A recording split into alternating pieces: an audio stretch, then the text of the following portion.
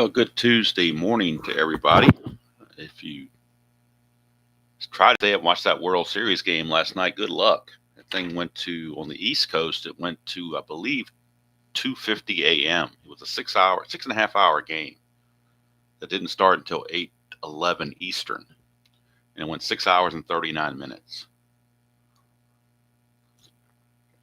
So it ended at 11:50 Los Angeles time, 2:50 East Coast time. I obviously did not stay up that late. Obviously, I didn't come close to doing that. I did catch the replay on the MLB YouTube channel. They showed the replay, the highlights, and very interesting game. I think that game right there is Exhibit A as to why they should trash the runner on second rule in extra innings, because you get finishes like this, and that's what we need. We don't need that extra inning crap. I mean, why wouldn't they? If the extra inning rule was so good, why wouldn't they use it in the World Series? Tell me that. Give me one reason why you wouldn't use it in the World Series if it's such a wonderful rule. Now both teams have blown out their bullpens, and they're going to be strapped for pitchers tomorrow or tonight or whenever they play. I guess it's tonight they play. So why wouldn't you keep the extra inning rule in the World Series if it's not a good rule? Or if it is a good rule, I should say. If it's that great of a rule, why wouldn't you keep it in the World Series? Why do you have separate rules for World Series than you do for regular season? I've never heard of that before. What somebody please explain this to me, because I'm trying to understand what MLB is doing here. I don't get it. But if the runner on second rule was that great, keep it for the whole freaking thing. Why change? I mean, who wants to sit up till 2:50 in the morning watching a World Series game go 18 innings? I mean, that's just ridiculous. We want this game to be over in the 10th inning with a runner on second. And that way they can walk Otani for the 15th time. And, that way we're in bed by 11, you're all good to go. So that's just my take on that. Good morning, Jeffrey, Dan, and Chuck. Good to see all of you. Of course, got to have the coffee right here. And I will be replaying Game 3 of that World Series this afternoon on History Maker Baseball. It's no way it's going to be, no way it's going to go that far. But they certainly use their bullpens. That's for sure. This guy named Klein never pitched more than like 30 pitches in a game, and I think he threw like 70 or 80 pitches in that game. So I'm sure he wore his arm out. Thanks MLB for not putting a guy on second base like you're supposed to. I mean, come on, let's get with the program here, MLB. Where are those runners on second base when we need them? Hey, Dr. D, good to see you. All right, anyway, back to this game. I had some time yesterday morning after the other game was over, so I decided to go ahead and type up the score sheet with my PDF editor. Instead of printing it out, I decided to go ahead and type it all in, so actually you can read what I've got on this, what's on my score sheet now, at least for the most part. Once I start scoring, you won't be able to read it, but at least you can read all the pertinent players and their ratings and whatnot. We are on the second game of May the 29th, 1987, game number 314 in the replay. At Exhibition Stadium in Toronto, singles are 1-9 for both left and right. Home runs are 1-11 left and right. You got Dave Steve 6-2 against Don Sutton 2-4. And if you wonder if these numbers are here, the pitcher-catcher hold for Sutton is a -2, as is with Steve. Sutton's wild pitch is a 7, his balk is a 0. Steve's wild pitch is a 4, his balk is a 0. And both catchers have 3s for pass ball ratings. California comes to the game 22-24. Toronto comes in 28-16. Oh, Dr. D, it's not that hard. If you did you download PDF Gear? You got to have the PDF Gear software. And once you get that, it's very, very simple. You go up into where it says edit, and it says add text, and you just click the box and add the text. Then you have to size it and line it up and all that stuff, but that's not that hard. I mean, if I can do it, anybody can do it. So simple, a caveman can do it, as the old commercial used to say.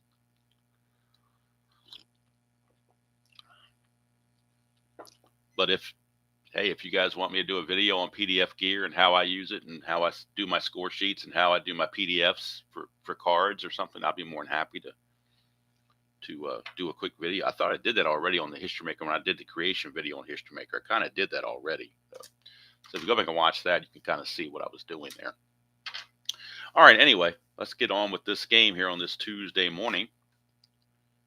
Dave Stieb, real season in '87. He was 13-9 with a 4.09 ERA, and like I said in the replay, he is 6-2. Of course, that's probably a result of Toronto being so good. He's getting his run support most likely. I looked all his starts and did all his numbers and everything, but that's probably what's happening. But actually, on the replays, his ERA is 3.92, which is right at the 4.09. It's not that far off. It's only about 15 points off, 0.15 off, so it's not that far. 67 innings pitched, 54 hits, 35 walks, and 43 strikeouts for Mr. Stieb. And since the Yankees won yesterday, Toronto is now a game and a half back, so it behooves them to win this game to pull back within one game. Interesting choice of lineup for the Angels today. Rupert Jones is going to be the leadoff hitter in left field. And I won't usually think of him as a leadoff man. 245 average. It doesn't give the cards don't give his on base percentage or anything like that. But you would think he would not be the first guy you would choose in the lineup. Anyway, on the replay, he's hitting a .184, 3 homers, 4 driven in. So we go with whatever Gene Mauch decided to do. And here we go. And we got Toronto colored dice today. 3-6. 3-6 is a fly to center, and that's 1 away. And Rupert Jones is out of there. 1 down. But I'm going to petition the MLB to put that runner on second again. This is just ridiculous. We can't have games like they had last night. We got to get them over in the 10th inning. We just have to. Save humanity. All right, Wally Joyner, 327 average, 12 homers, 29 driven in the replay. Real world, he hit 285. Wally World, we call him. And, of course, the white die gets stuck in there, so let's redo that. We get a 1-6, and that's a strikeout. 1 away. Or 2 away, actually. And on the computer, I did a typo, so let's correct. Good thing they had the undo play. I didn't hit the S long enough to get the strikeout. I only hit it 3 times, which is a single, so I got to hit it 4 times on the computer to get the strikeout, to record that strikeout. And that'll bring up Devon White, right fielder. White on the replay is hitting 280, 8 homers and 28 driven in. He at 263 real world. 1-2, and that's a ground ball to short. Tony Fernandez makes the play, and the inning's over. So it's a quick 1-2-3 inning for Dave Stieb. We go to the bottom of the first. It is the Angels nothing, and the Blue Jays coming to bat, and the veteran Don Sutton on the mound. Sutton was 11-11 with a 4.70 ERA in the '87 season. Pretty much winding down his career. I think he pitched a little bit in '88 for the Dodgers, but this is pretty much his last full season. In the replays, 2-4 with a 4.73 ERA. So very, very close. He had a 4.70 in real world. He's got 4.73 right now. And he's 2-4. 59 innings pitched, 61 hits, only 6 walks in 59 innings. That's pretty good. And 29 strikeouts. Brings up Tony Fernandez, the shortstop. He has really been knocking the ball around. He's hitting 356 in the replay. A homer, 14 driven in. He hit 322 real world. And that's a 3-5. And that's going to be a 1-16 single. And there we go. Leadoff single for Tony Fernandez. Sutton pitcher-catcher hold with Bob Boone is a -2. Sutton's a +1, but Boone's a -3. So if he gets the lead, it would be a 1-14. That's still pretty good odds. So they're going to try to get the lead, 6 or a 7. Hello, midlife. 6 or a 7 gets in the lead. Does not get it. He will hold. Brings up center fielder Lloyd Mosby. He's hitting 310 on the replay. 13 homers, 44 driven in. He hit 282 real world. 5-6 left-handed is a strikeout for Sutton, his first. As he takes care of Mosby. Now he's got to face, well, not yet, but Mullenix is up next. But after Mullenix, you got Bell and Barfield, the big boys. So Mullenix, the designated hitter in this game, he's hitting 330 on the replay, 5 homers, 18 driven in. He hit 310 real world. That's a 2-9 for Mullenix, and that is a 1-18 single. It's only 1 star, so it's runners at first and second, but now they've set the table for Bell and Barfield. And this is where you get in trouble if you are a pitcher against this Blue Jay lineup. George Bell on the replay hitting .302, 14 homers, 39 driven in. He hit .308 real world.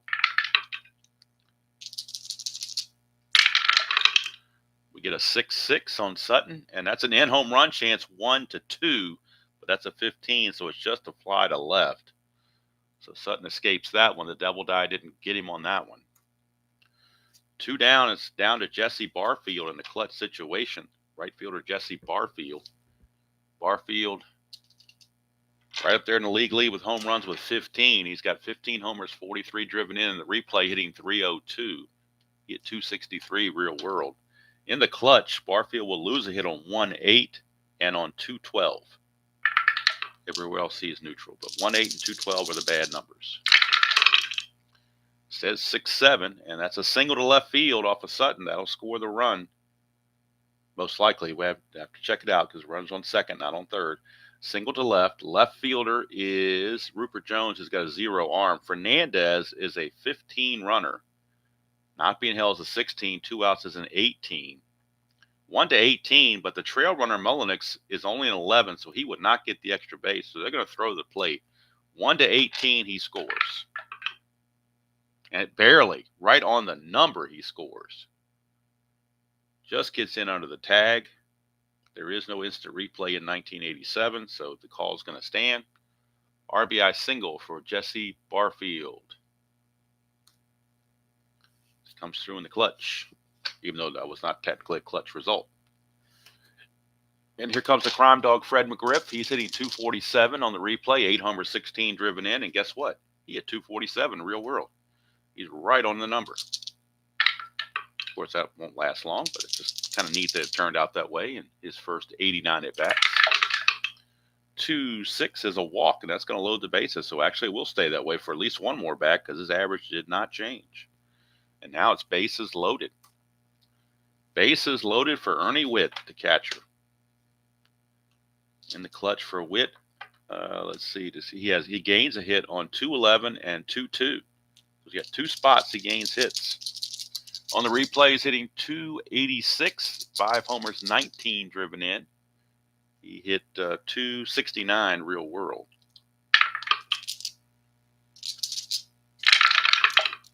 .68 left-handed, pops him up to first base, and Sutton gets out of the mess with only 1 run allowed. They had base runners all over the place, but Sutton manages to maneuver his way through there, only allowing the 1 run as the Blue Jays leave them loaded. And we go to the second inning. It's just 1-0, but it could have been a lot worse. Dave Steve thinking he was going to get more run support, but hello, Grapes. Good to see you. I have to have more coffee, and as Jeff would say, that's good coffee. Donald's Breakfast Blend, my favorite. Next to Gervalia, my favorite. But I like a little coffee with my cream and sugar, so it's definitely creamed and sweetened up. 2 packs of Equal and a shot of creamer to go with it. So, well, not Equal, but the Walmart version of Equal, the blue pack. So, all right, here's because I'm cheap. Jack Howell hitting .260 on the replay, 4 homers, 16 driven in. Hit .245 real world. 2-7, and that is a single to left field for Jack Howell. Had been playing left field a lot, but apparently there's something going on with the sensei. He's on the roster, but he's not starting. So Jack Howell, who played more games at third base than anywhere else actually in the whole season. That's the way Strat lists them. They list their primary position first. So he played more games at third than anywhere else. That's where he's at right now.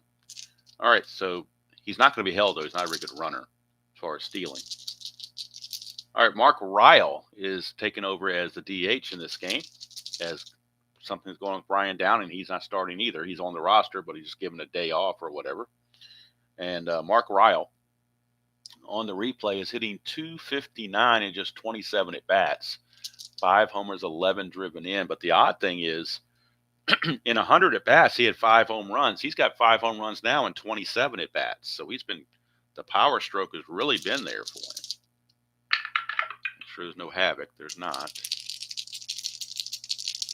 There you go, Dan. Whatever you have, whatever your flavor, go for it. 1-8, and that is, look, it's another power stroke. 15, that's gone. Mark Ryle did it again. That's his 6th home run in 28 at bats. He only had 5 in the 100 at bats in real world, but he does it again. 1-8 is a home run, 1-15, and that's a 2. It's a 2-run homer for Mark Ryle. So the Angels are all riled up as Mark Ryle hits his 6th home run and gives the Angels a 2-0 lead. And maybe that'll rile up Dave Steve to be mad and do some better pitching. I don't know, but that's very unusual. Just his 28th at bat, and it's his 6th home run already. He only had 5 in 100 at bats. So talk about getting the rolls. He's getting the rolls. All right, here's Gary Pettis. He's hitting on the replay 266, no homers, 16 driven in. He hit 208 real world. 1-5, and he's going to strike out. So Steve does come back and get the strikeout on Pettis for 1 away. That brings up second baseman Mark McLemore, a switch hitter. And McLemore hitting 260 on the replay, 3 homers, 19 driven in. He hit 236 real world. 210, and that's going to be a single for McLemore. So McLemore gets the single. He's going to be looking to run. Again, Steve's a -2 hold. He's a -2 and Witt's a 0. But still, even with the -2, you're still looking at 1-14. That's a 70% chance of success. So they're going to send him if he gets the lead. He does not get the lead. So it's a moot point, as they say. And here is Bob Boone. Boone hitting 145 on the replay. No homers, 3 driven in. He hit 242 on the replay. That's a 5-9, and that's a fly to center, 2 down. So 2 down, and that's going to send up Dick Schofield, the number 9 hitter. Schofield, the shortstop, hitting 251 on the replay, 2 homers and 17 driven in. And oh, by the way, he hit 251 real world. That was in 479 at bats. So far, he's had 171 at bats. So this is at bat 172, and we'll see what he does in that. That's a 1 for Steve. His wild pitch rating is a 4. Does not uncork it as Witt blocks it. Here's the pitch to Schofield. 6-10, and that's a home run chance, 1-3. That is a 3. Schofield goes deep. What a time for Steve to get that roll. Look at it again. 6-10 is a home run, 1-3. Devil Die is a 3, and he has normal power against righties, weak against left, but normal against rights. So it's a 2-run home run for Dickie Schofield. You don't look at him as a home run hitter, but he did hit 9 on the regular season. Most of them must have come against right-handers because he's got the home run chances against right-handers. He hit 9 real world in 479 at bats. He just hit his 3rd in at bat 172 right here, a 2-run shot. And the Angels are in front 4-0. And the Yankees and Brewers are loving this. There's Rupert Jones, 3-2. That's a split. 1-6 is a single. It will be a line out to second baseman Manny Lee to end the inning, but a 4 spot. Actually, it's 4-1. I said 4-0. It's actually 4-1 now, as the Angels have roared back to take the lead. And they'll see what Don Sutton can do to hold it. Sutton will be facing the bottom of the order, Gruber, Lee, and Fernandez. Kelly Gruber hitting 324 on the replay, 6 homers, 18 driven in. He only hit 235 real world, so he's really hitting it well. 2-5, not this time. He grounds it back to Sutton. And that's 1 away.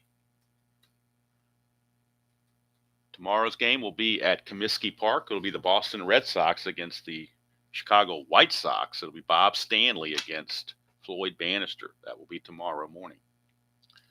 All right, here's Manny Lee. He's only had 2 at-bats since being called up. He's 0 for 2. On the real season, he hit 256.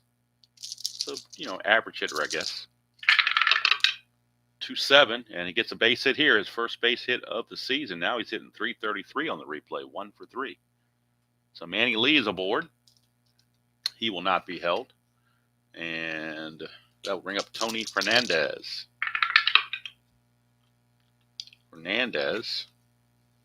Actually, they're going to have to hold him, because if you don't hold him, he gets the lead automatically. He's a 20, so you got to hold him. So I take that back. We have to hold him, because if you don't hold him, then he has a chance to get a good lead and get to 20. So we're going to hold him. He doesn't get the lead automatically. There's no asterisk there. But just to be realistic, we're going to hold him. They would hold him in real life. 3-5, and that's a 1-16 single. That's a base hit, so it didn't really matter at this point. Runners are at first and second with 1 out. And here's Lloyd Mosby. That's true, Kathy. I was talking about that earlier. That's why we need that runner on second. I don't know why they did away with it. They have it all season long, and then the World Series and the playoffs, they drop it. And I don't understand it. That should be the rule. I mean, you play one set of rules for everything. It's not like the regular season is an exhibition or something.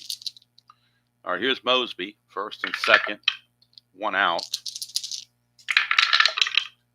1-7 struck him out. Mosby out on strikes for the second time. Sutton's got 2 strikeouts. Both of them were Mosby. So now it's down to Mullenix. Try to get this Blue Jays back in the game. That's a 2, chance for a balk or pass ball. Sutton has a 0 balk rating, but Boone does have a 3 pass ball rating. And we are checking the pass ball rating. It's a 3. No pass ball. Where's Mullenix? 6-5, and that's an in-home run chance, 1-14, but that's a 19. It'll be a double. It won't be a home run, but it will be a double, and that'll score 2 runs, most likely. We'll check and see about Fernandez if he can score or not from first. Not being held, he's a 16. 2 outs makes him a 18. And the double is to center. So that's Pettis, who's a +1, makes it a 19. So the only way to get him is on a 20. Mullenix can't take third because he's less than 13. So they'll throw through, but it's going to be a pretty much futile effort. It's a 2-run double from Rance Mullenix. Cuts the lead to 4-3. Blue Jays striking back against Sutton here with 2 outs. And now here's the dangerous George Bell with Mullenix at second and 2 outs. 5-9, and that's going to be a strikeout for Sutton to end the inning, his 3rd. But Toronto strikes back for 2, and at the end of 2, it's California 4 and Toronto 2. Toronto, like I said, a game and a half back of the Yankees, so they need to win this game to pull within 1 game of the Yankees. They don't want to fall too far back, and you got Milwaukee in the mix as well. So even though it's just at the end of May, you don't want to get too far behind.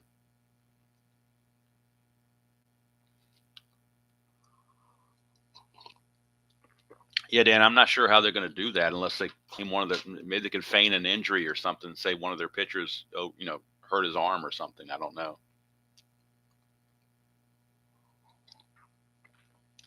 But again, that runner on second, you don't have to worry about that. You would never have gone 18 innings. Because who the hell wants to see an 18-inning game who the hell wants to see an exciting 18-inning game like that? We want to see a guy on second end the game in the 10th. At least that's what Major League Baseball told us all regular season that we wanted to see. Hello, Trenton. So I'm assuming if we want to see it in the regular season, wouldn't we want to see it in the playoffs? If we don't want to see it in the playoffs, then why would we want to see it in the regular season? I mean, it just doesn't make sense to me. It should be consistency. That's like college football saying, all right, overtime in college football, we're going to have the ball. Each team gets the ball on 25-yard line. But once we get to the playoffs, we're going to play a full quarter. They're going to change the rules. So they need to keep the rules simple.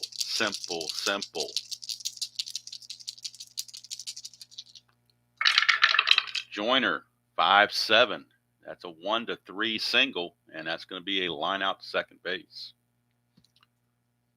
Wally World is out of there. And here's Devon White. Here's another thing, MLB. Don't start the games at 8 o'clock. Start them at 7.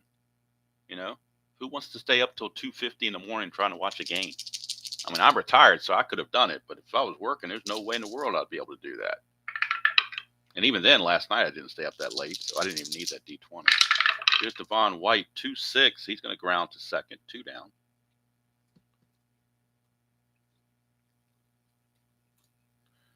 I mean, World Series games, back in the, used to be in the daytime, believe it or not, boys and girls. There used to be daytime World Series baseball. Do you believe that? Now they won't even do it on the weekends.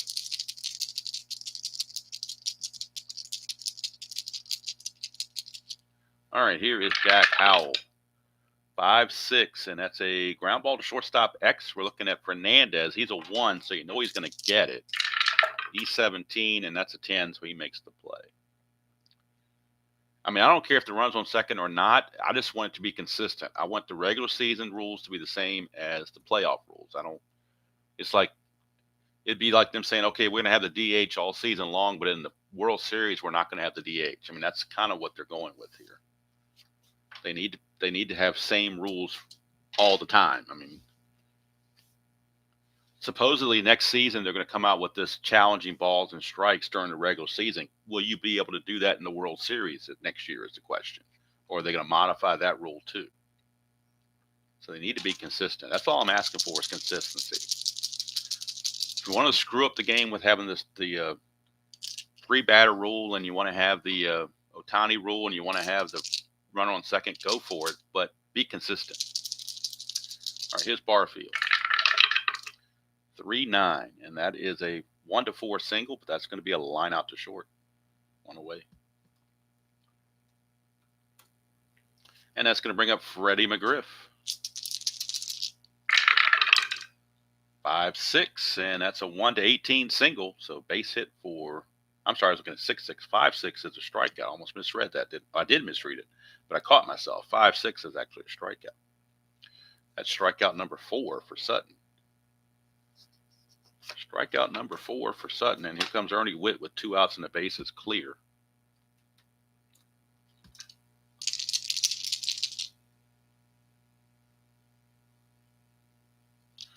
Trenton, I don't know. I've got a lot of stuff going on that I really want to concentrate on right now, so I'm not sure I'd want to do that or have time to do that. 210, and that, oh, look at this. There you go, Jeff. Just for you. Clean as a baby's ass. Right here, 210 for Ernie Witt. That home run is clean as a baby's ass, and we're tied at 4. 210. Right there for Ernie Witt. Ernie Witt. And Witt, that's his 6th home run of the replay, 20th RBI, and it ties the game at 4 apiece. Sutton giving up the gopher ball. Tied at 4, and now here comes Kelly Gruber. 6-10, and that is a ground ball third base X. And that's going to be Jack Howell, 3E16. 3-18, he'll get to that. E16 and a 15, that'll be interesting. E16, there's no 15. There's a 14, 16, and 18, but no 15. So Howell ekes that one out. But at the end of 3 complete, we're tied at 4 apiece.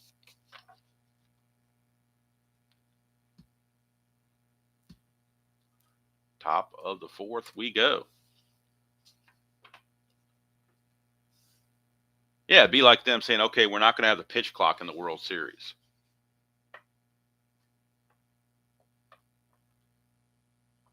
You know, all I'm saying is be consistent. You know, if you're going to do rules for the regular season, they need to be the same rules for the playoffs and the World Series. I mean, does the NFL change their rules for the Super Bowl? Is there something that happens in the Super Bowl that doesn't happen in the regular season? Is there something like they don't do replays or something? I mean, I just don't understand why you're not consistent. If you're going to do the runner on second all regular season long, it damn sure better be there in the World Series. That's ridiculous. 2-9, and that is a pop out to second base. And my whole point is the run on second is a bunch of crap to begin with, But if you're going to give me crap during the regular season, give me crap in the World Series too. You're going to make me eat crap in the regular season, make me eat crap in the World Series. Don't act like you're going to be all righteous now and old school just because the World Series came along. 1-6, and that's a fly to center. 2 down. It's probably why I don't watch modern baseball much, because they just hijack the game with all these stupid rules. Here's McLemore, 1-7, struck him out. I don't like the Ohtani rule. I think that's crap.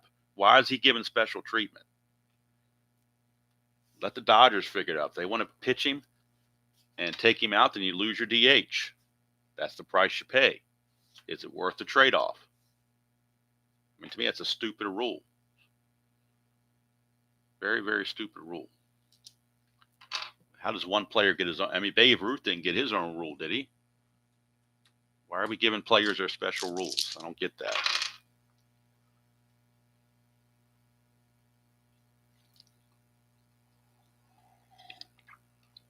Yeah, they're saying now if the run on first, you can throw over as many times as you want because it's the World Series now. And you don't have to follow that 3 engagement rule now. Is that off the table too? I mean, I'm going to need a handbook to figure out the rules for the World Series that are different from the rules in the regular baseball. I mean, all I'm saying is be consistent. That's all I'm asking. All right, here's Manny Lee. Leads off the bottom of the 4th. 6-7, switch hitter. That's a single. Leadoff single for Manny Lee. He will be held. He won't go anywhere, but Lee is now 2 for 2, so he's now hitting .500. He's 2 out of 4 on the replay. Here's Tony Fernandez. He's an A bunter, but he's such a good hitter. I don't want to waste an out. Plus, the next batter, Mosby has struck out twice, so I'm not bunting Fernandez and giving up his at bat. Sorry, just ain't doing it. 3-7. It's going to fly to center. That's 1 away. Here comes Lloyd Mosby. Mosby 0 for 2 with 2 Ks. 1-7, struck him out. He has got the hat trick. He has struck out all 3 times as Lloyd Mosby. 2 down for Rance Mullenix. Mullenix has singled and doubled.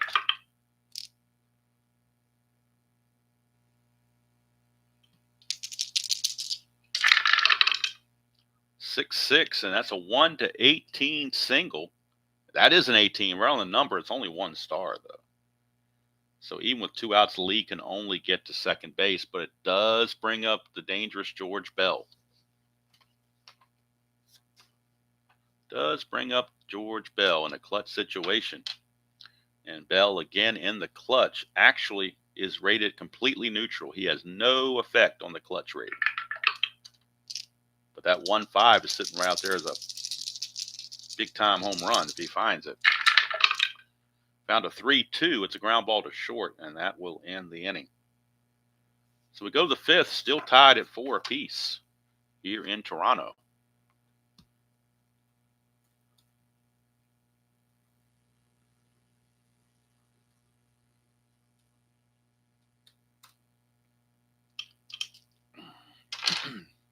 So Bob Boone will lead things off. Bob Boone against Steve. We are in the 5th inning. Steve has a fatigue of 6. Don Sutton's fatigue is the 5th inning, so he'll be subject to fatigue in the bottom of the inning. Here is, I didn't realize, let's see here. I didn't realize, let's see here. Steve actually had some relief work. I got to figure out when he pitches relief so I can use him in relief once in a while to accurately reflect everything. Here's Boone. 1-8, and that's a walk. Leadoff walk to Bob Boone. So Boone, no threat to go anywhere. Now, Schofield is an A bunter, but he just hit a home run last time. So do I really want to bunt and give up an out and to a guy who's 0 for 2 up here? But you know what? We're going to bunt anyway, just because I think that a home run was an anomaly, and I think the bunt's probably the right play to make with the number 9 hitter and nobody out. So first of all, do the havoc. Nothing going on. White die says it is fielded by the first baseman, Wally Joyner. I'm sorry, not Wally Joyner, first baseman McGriff. And he is a B bunter because the corners, well, first of all, let's see if the corners were expecting it. They were not, so he's actually an A bunter. So he's an A bunter, so the only bad bunts are 11 and 12. That's an 8. It's a good sacrifice. It would have been a good sacrifice on the B as well. So it's going to be 3 unassisted as McGriff just comes in and tags him out on the bunt. Does put Bob Boone to second base. He is the go-ahead run for Rupert Jones. And Rupert is 0 for 2. It's going to take some doing to score Bob Boone. He's a 9. 2-9 for Rupert Jones, but this will do it. 2-9, 1 to 12 is a double. That's a 14. It's a single, 2 stars. So it was such a single that even Bob Boone could score from second base. And the Angels, courtesy of the sacrifice bunt, that time you play for 1 run, get 1 run. It happened to work out this time. Many times it does not.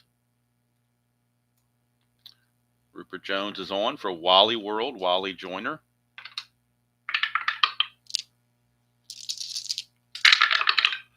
Five, 7, lefty. 1 to 3 is a single. That's going to be a line out to Manny Lee at second base. 2 down. And that'll bring up Devon White.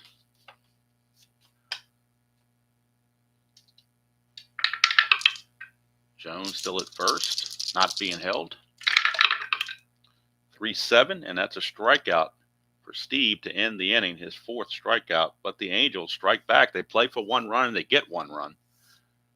Small ball at its finest, I guess you could say. And we go to the bottom of the 5th. Angels lead at 5-4. This is the fatigue inning for Don Sutton. He's got the big old 5 sitting right there.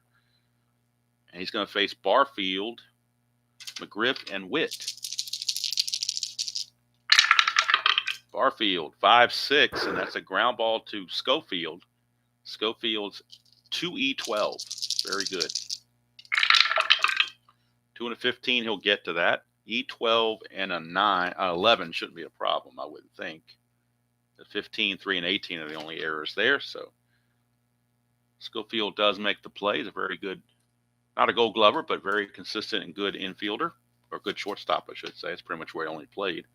And here's McGriff, the crime dog, Fred McGriff. 3-7, and that's a 1 to 17 double, but that's a 20. The double die, a little bit harmful to McGriff on that one. A deep fly to right, 2 down. And it's going to be up to Ernie Witt, who homered his last time up to tie the game at 4. See if he can homer again to tie it at 5. 3-5. Nope, he's going to ground it to second base for McLemore. It's a 1-2-3 inning for Sutton, so he keeps full endurance into the 6th inning as he gave up nothing. He keeps the full endurance. Now, speaking of endurance, this is the fatigue inning for Steve, so we'll keep an eye on him. He's going to be facing Jack Howell, Mark Ryle, and Gary Pettis. That's a 5-11 left-handed. Fly ball left field X. We're looking at Bell. He's a 2E13. Whoops. Drop a D6. He's a 2E13. 2 and a 20, he'll get to that. E13 and a 14. See if that's an issue. E13 and a 14. Nope, 12, 15, and 17, but no 13. So good play for George Bell as he retires Howell to start the 6th.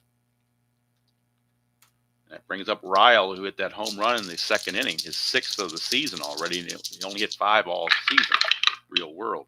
5-11. It's another fly ball left field X. We're checking George Bell again. 2E13. 2 and a 7. I think he'll still be all right with 2 and a 7. He will. That's an 8, and he's an E13.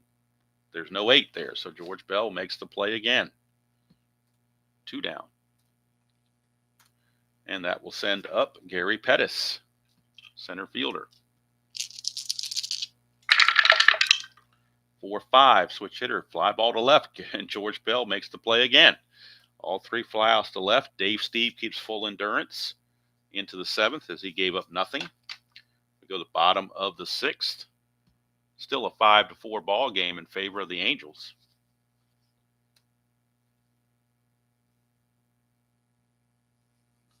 And that'll bring up Sutton, who has full endurance. He'll be facing Gruber, Lee, and Fernandez, but can't pinch hit yet because we're not in the 7th inning, so they're going to have to go at the bottom of the order, whether they want to or not. 6-7 is going to be a single, so leadoff single for Gruber. Now, Manny Lee, what kind of bunter is he? And he's only a C bunter, so that's going to be kind of tough to do. But he's 2 for 2, so we're going to let him swing away. 4-7, switch hitter batting left. That's a ground ball, second base X. Possible double play, 2E22 for McLemore. 2 and a 10. Might just be a fielder's choice. We'll see. 2 and a 10 might be actually 2 and a 10 is a G1. That's a 10 there, and he's an E22. There's no 10. It'll be a double play. 4-6-3, double play. Turned by McLemore and Schofield. 2 quick outs, and that brings up Tony Fernandez. 2 outs and the base is clear.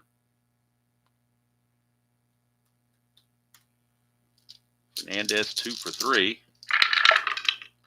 5-9, switch hitter. Ground ball to second. McLemore will handle that again. And Sutton will continue into the 7th. Only gave up 1 single, so he's still good for the 7th. We played 6. It is still 5-4. Favor of the California Angels. Dave Steve has full endurance. He gave up nothing in the 6th. He'll be facing McLemore, Boone, and Schofield, bottom of the order for the Halos. 3-10 is going to be a leadoff walk to McLemore. And for Steve, that's only his 2nd walk. He struck out 4 and walked 2 now. But McLemore, chance to get a lead, 4, 5, or 6 gets him the lead. Does not get it, he will hold. And here's Bob Boone, who is an A bunter. So they're going to bunt with Boone because Schofield's been hitting the ball pretty well.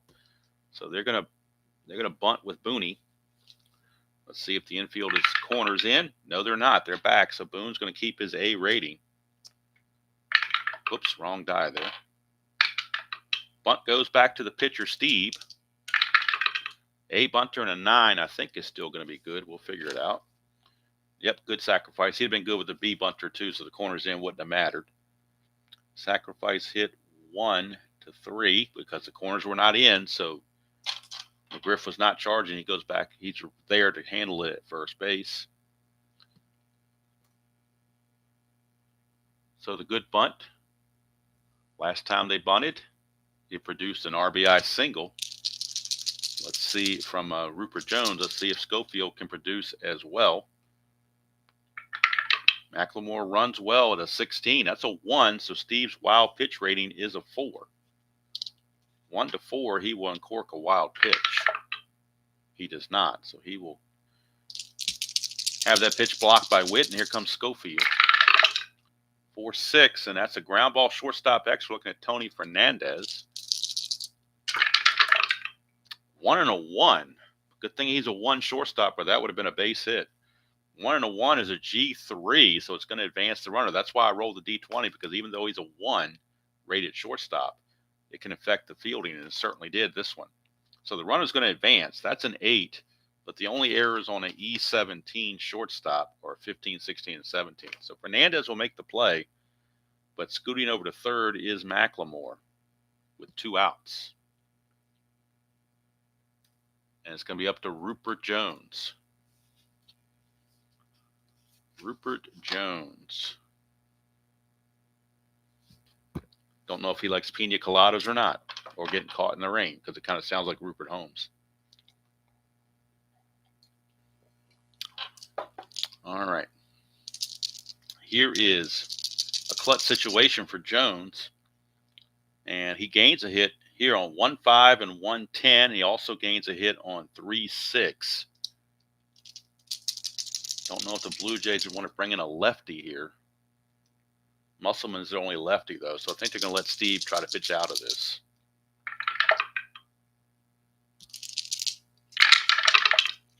1-2, and whoa, boy. Wow.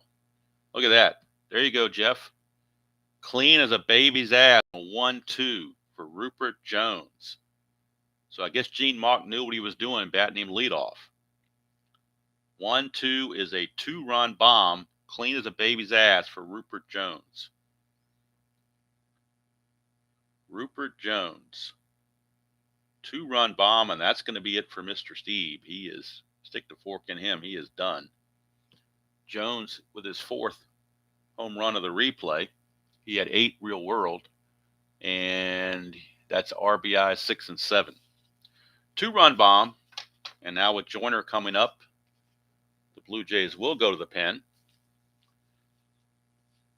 for their left-hander, Jeff Musselman. Maybe one batter too late. It would have been just a double on a 1-2 for, but if you go to Musselman, then I handle the dice differently. Like Jeff talked about the butterfly effect, so you never know how it would have really turned out. He's a 0 on his hold. All right, so Musselman is on. Close the book on Steve. He went 6 2/3. He's going to give up 6 hits and 7 runs. I believe they're all earned. I don't see any errors there, so they're all earned. No question. So his ERA took a tumble there, or took a hit there. 2 walks and 4 strikeouts. Don't even need the computer for that one because it was pretty simple. All right. Here's Wally Joyner, lefty against Musselman. So we got to bring Musselman into the game and get his numbers on the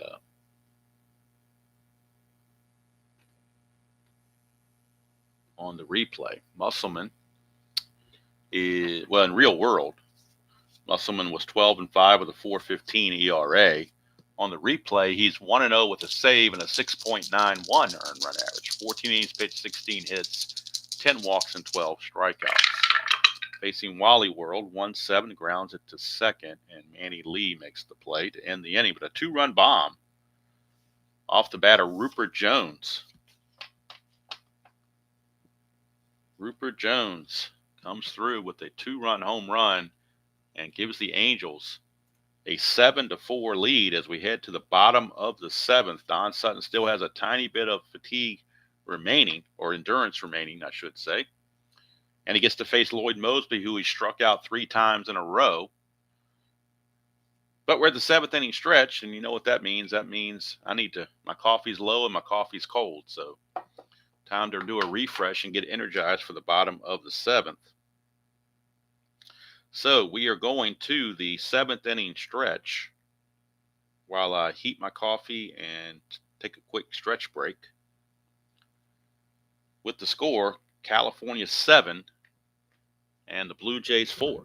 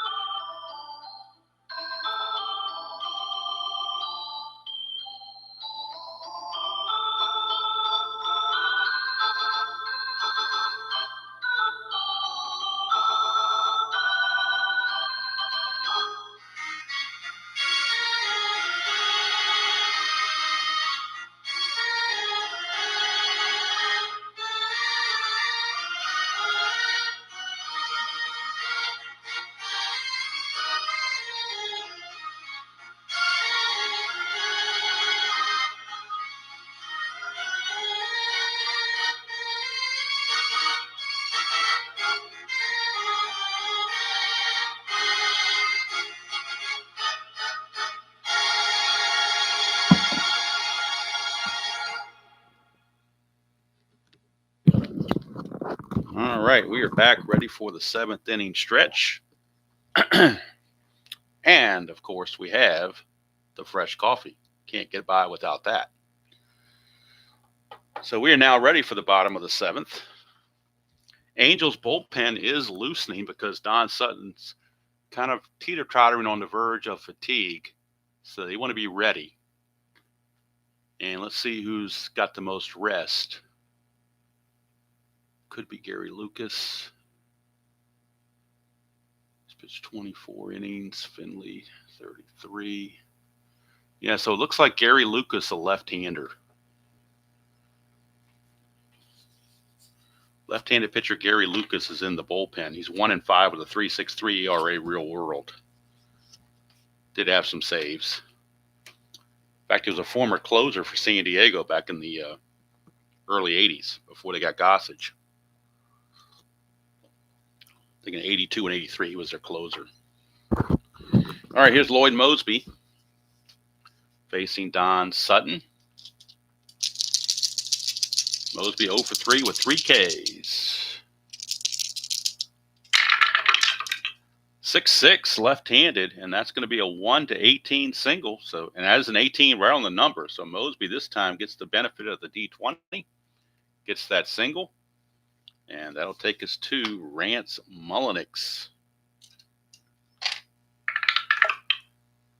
First of all, we'll got to check and see if Moseby might want to get a lead here. So let's do that. I already rolled this, so no, there's no pickoff, but we're checking 2 to 5.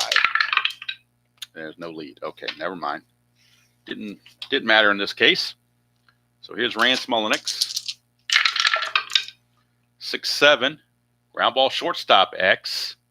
Now they were holding Moseby on, and with a lefty up, the shortstop is responsible. So Schofield will switch from a 2E12 to a 3E12. So maybe when I get to the playoffs, I'll make that rule where he stays a 2. I'll be different, just like baseball does. So it's a 3 and a 3, and that can be a huge difference by holding the runner on. That can cost him.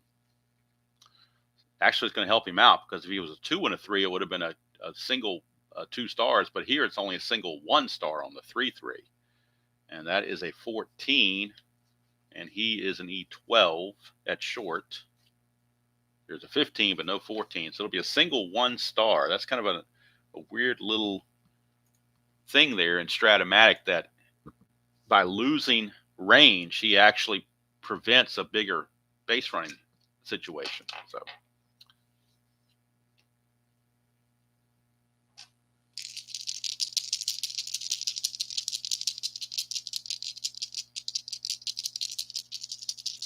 all right, so Mullenix is on. First and second. Also right-handed action, Dwayne Bice. And I believe that they're going to make the move right here. Gene Mock says we're not going to have Don Sutton get weary and blow this game. So they're going to bring in Dwayne Miami Bice. He will be coming on to face these tough right-handed hitters. So they will keep Lucas in the bullpen for now. But Dwayne Bice, the right-hander, will be coming on. For Sutton, he's going to go 6+ because he did pitch into the 7th. He's going to give up a total of 12. Boy, he scattered 12 hits. So far, 4 runs, but he is responsible for these 2 guys on base. So he can't lose it. He can win it, but he can't lose it. That's one of the reasons they took him out. They don't want him to lose this game. He could win it, but he can't lose it, or he could get a no decision. Strikeouts total for Sutton, he got 5 strikeouts. 3 of them were Moseby. And he walked, I don't think he walked any. Oh, he walked 1. He walked Fred McGriff. And that was it. Just 1 walk. All right, so now he's got a Dwayne Bice. Now let's look at Bice's numbers. Real season, he was 6-7. But he did have 17 saves real world and a 3.39 earned run average. On the replays, 4-1 with 1 save and a 3.03 earned run average. So Bell is up, tying run at the plate in George Bell. Bice is a +1 hold, which makes him a still a -2, just like Steve was, just like Sutton was, because of that -3 from Boone. 5-6 struck him out. Huge strikeout there for Bice, as Bice comes in and strikes out Bell. For whom the bell tolls, it was not for Bice, that's for sure. And here is Jesse Barfield. But he's dangerous too. He leads the league in home runs. 3-6, but he's going to strike out here. So Bice getting back-to-back strikeouts. Talk about doing the job. Now we're down to Fred McGriff in a clutch situation, and McGriff in the clutch will lose a hit on 3-2. Everywhere else he is neutral. So Bice trying to come in here and strike out the side. 4-6, and he does it. Boy, what a job by Dwayne Bice. Dwayne Miami Bice comes in there and gets it done. Striking out the side in relief. And what a great move by the manager, Gene Moss, bringing in Dwayne Bice just at the right time to come in and strike out the three guys. That deserves a pat on the back for the great managing that you won't see on other channels, but you will see it here.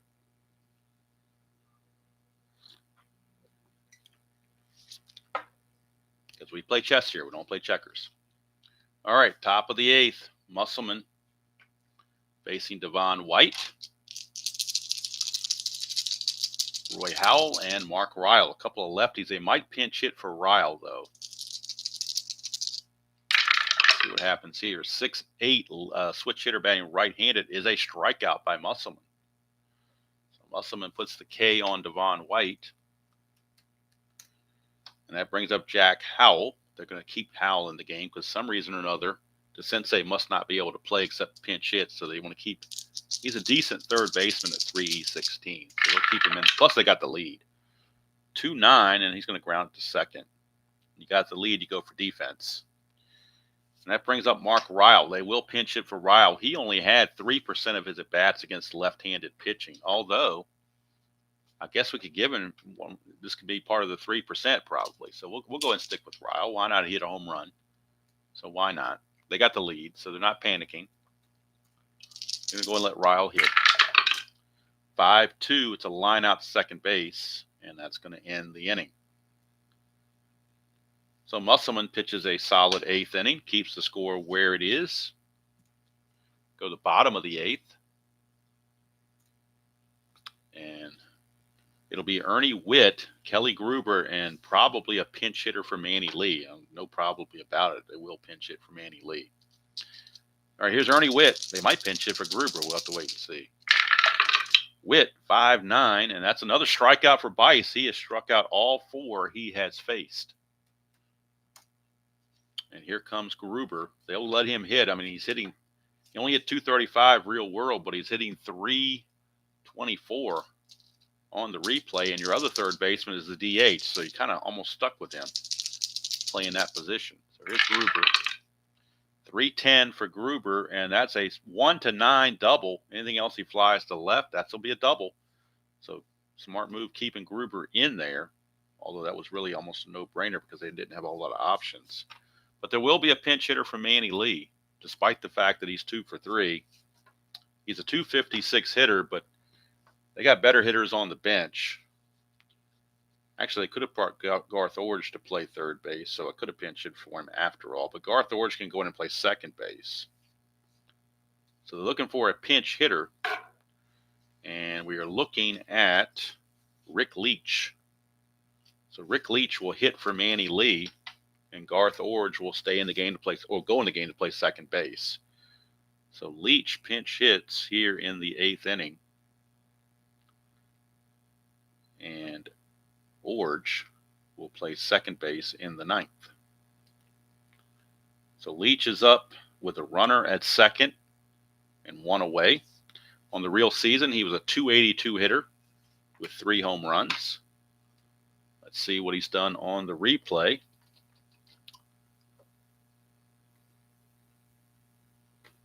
Rick Leach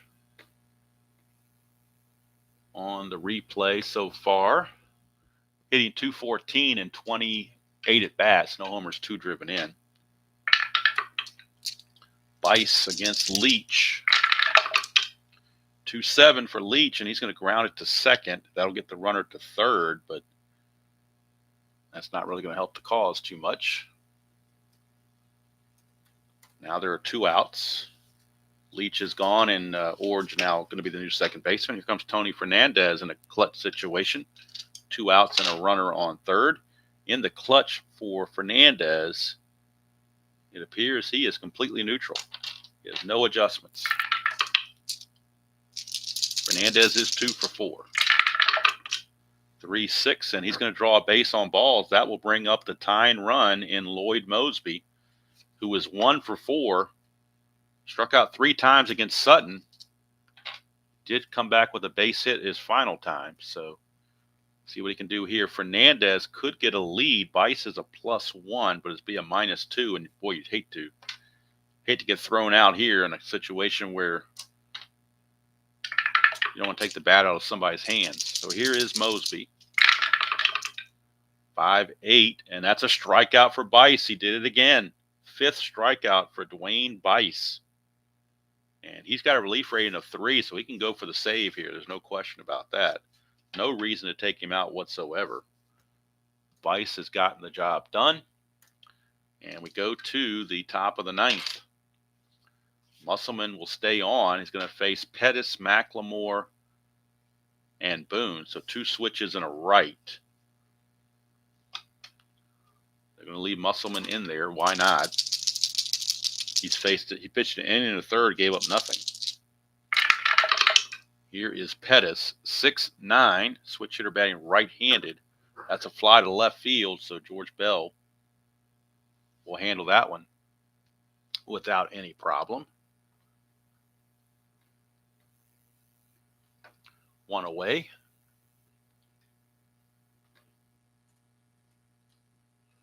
And that will send up Mark McLemore. McLemore is 1 for 2. 2 runs scored. 3-10 against the lefty. That's a ground ball to third. So Musselman makes easy work of McLemore. 2 down for Bob Boone. 6-11 on Musselman. That's a ground ball pitcher X. Musselman is a 2-E0. So he's not going to make an error. So we're just worried about whether he gets to it or not. And on a pitcher X chance, when you're a 2-rated pitcher, basically you need a 3 or higher to get to this. And he does. So it's going to be technically a G3, but nobody's on base to worry about it. It's just a ground out. And that's going to be it for Musselman. If it goes extra innings, they would cap him there. So Musselman's going to go 2 1/3, give up nothing with 1 strikeout. So he kept his team in the game. But so far, his team has not been able to do anything with Mr. Bice. As we head to the bottom of the 9th, it'll be Mullenix, Bell, and Barfield, heart of the order for the Blue Jays against Dwayne Bice.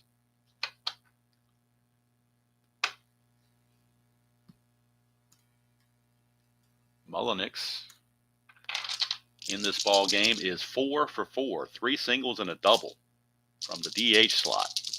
4 for 4, but he has not faced Dwayne Bice yet. 5-3. That is a fly ball left field X. We're looking at George Bell. I'm sorry, we're looking at Jones. He's a 3-E12 for Rupert Jones. 3-18, he'll get to that. E12 and a 10 shouldn't be a problem, you wouldn't think. E12, there is no 10, so Rupert Jones snags that one for 1 away. Boy, it's hard to give the player of the game to a relief pitcher, but you might have to give it to Dwayne Bice if he finishes the deal here, because he came in dire straits and just took care of business. The little BTO taking care of business. Here's George Bell. He's 0 for 4. That's a 2-11, and he's now going to be 0 for 5. That's a fly to right field. So 1 out away from finishing this one off, and that will help the Yankees and the Brewers. It'll knock the Blue Jays down a peg, put them 2 games back of the Yankees. Barfield, last chance. He's 1 for 4. 111. That's a ballpark blast. I think it's the first ballpark check the entire game. It's a ballpark blast, 1-11. That's an 8. So Jesse Barfield just hit his 16th home run of the season. He leads the league in that category on the replay. 16th home run for Jesse Barfield, RBI number 45, cuts the lead to 7-5. He hit 28 home runs real world. He got 16 on the replay. And so that's the first ding against Dwayne Bice. But they're going to, Gene Mauch says, I'm leaving you out there. Here's McGriff. He is 0 for 3. 3-9. And that's a ballpark blast for McGriff, but that's a nice.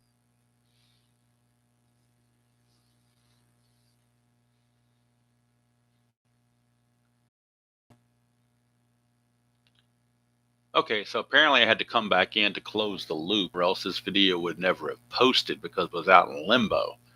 Got those circles in the sand from Belinda Carlisle right as the game finished up. I was doing the recap. What I had mentioned before is 5 runs, 14 hits, and no errors for Toronto. They left 10 runners on base. California only left 1. So Toronto with the loss drops to 28-17. They're now 2 games in back of the Yankees. California improves to 23-24. They edge actually closer to the Oakland A's.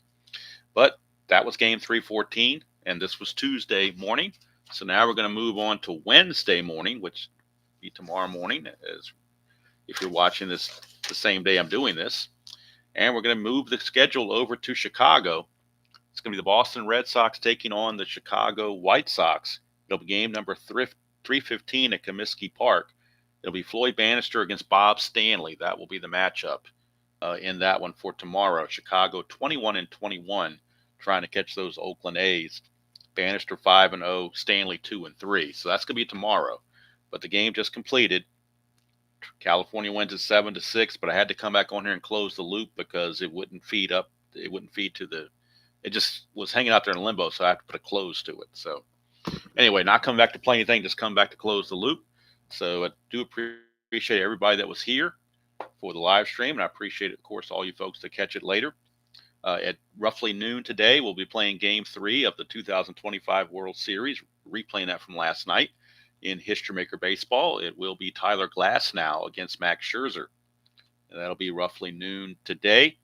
Tomorrow morning, of course, we'll be in Chicago to take on the Boston Red Sox and the Chicago White Sox.